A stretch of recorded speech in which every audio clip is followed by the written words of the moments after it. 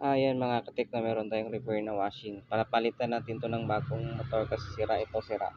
Turo natin na kung paano malaman kung paano yung tamang pag-check ng sirang wash motor. Ito nga pala mga katek, tatlong wire, common starting running. Ito nga pala yung pag-testing, no. Testera natin yan, walang reading yan. Yan. Yan po yung sira mga katek kasi sunog na ito.